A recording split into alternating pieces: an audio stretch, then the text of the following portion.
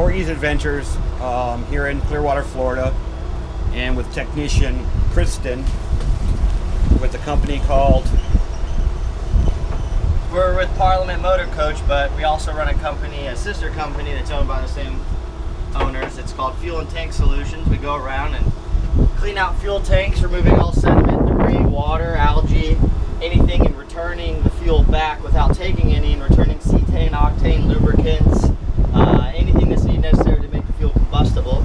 Right now it's cleaning out his Raycor system because he has copious amounts of algae in there, which is restricting his flow to the engine and reducing his throttle response and his power.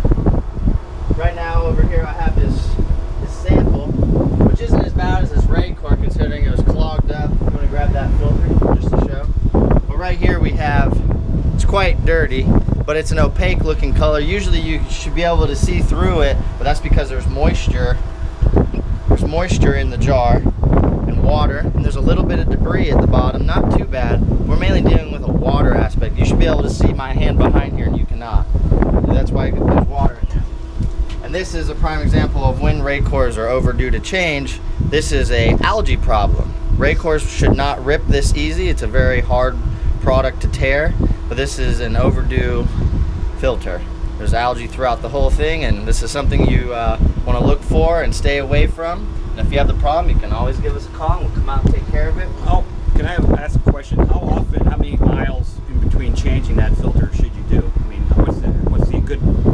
It honestly depends on what kind of fuel you're putting through your engine and what your engine, how often you travel. If it's going to sit for 6 months and that fuel is going to sit on that filter for 3 to 6 months, you want to change it before you go on that next route, because that filter is saturated and contaminated from sitting for so long. Now if you're doing, it depends, you could go 2,000 miles or 6,000 miles and have a good filter, or a terrible filter in 1,000 miles. It just depends on the type of fuel you're putting through your system and what your tank looks like. You can extend the life of your filters and reduce the saturation point on them. But this one right here was a little overdue. Well, Kristen, if they came to the Clearwater place here at Paramount, you can help them get their fuel system clean. Oh yes, most certainly. I come around, I can get into any system that I need to. I have the machinery, I have the assistance.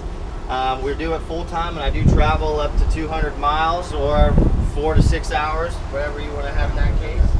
Very good. Over here and take a look at the filtration machine. Yep.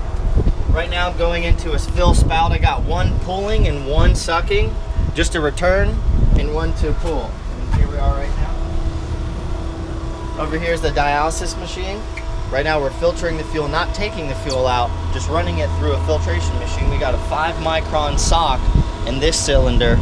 The fuel comes up and drops into here and then returns into a dual water separator, removing all moisture, which he's dealing with, and then returning it back to the bus without taking any fuel.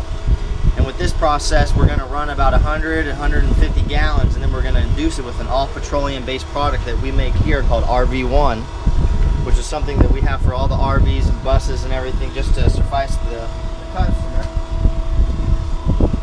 And then after we do that, we're going to take fuel samples throughout, change out the Raycor, flush it, and start everything up and run it for 30 minutes, and we'll get back to you on the next step.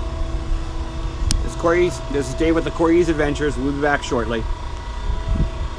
All right. Hang on a minute. Let me make sure it's all.